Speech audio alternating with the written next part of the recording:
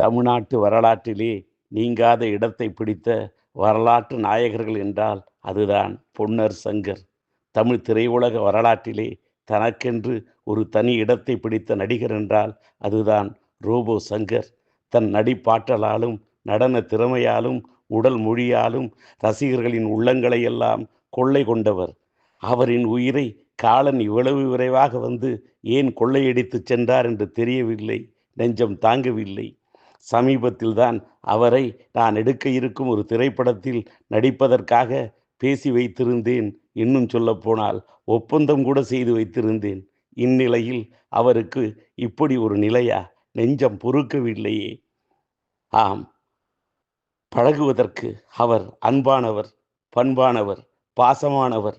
அந்த பாசமலர், அந்த வாசமலர் வாடியது ஏன், கண்களை மூடியது ஏன்? நெஞ்சம் தாங்கவில்லையே, கண்களில் நீரூற்று நிற்கவில்லையே. அவரை இழந்து வாடும் தமிழக ரசிக பெருமக்களுக்கும் அவரது இல்லத்தாருக்கும் என்னுடைய ஆறுதலையும் இரங்கலையும் தெரிவித்துக் கொள்கின்றேன். அன்னாருடைய ஆத்மா சாந்தியடைய எல்லாம் வல்ல இறைவனை பிரார்த்தனை செய்கின்றேன். இப்படிக்கு திரைப்பட இயக்குனர், நடிகர், திரைப்பட தயாரிப்பாளர், திரைப்பட விநியோகஸ்தர் மற்றும் தமிழ்நாடு திரைப்பட தயாரிப்பாளர் சங்க தலைவர் டி. ராஜேந்தர்.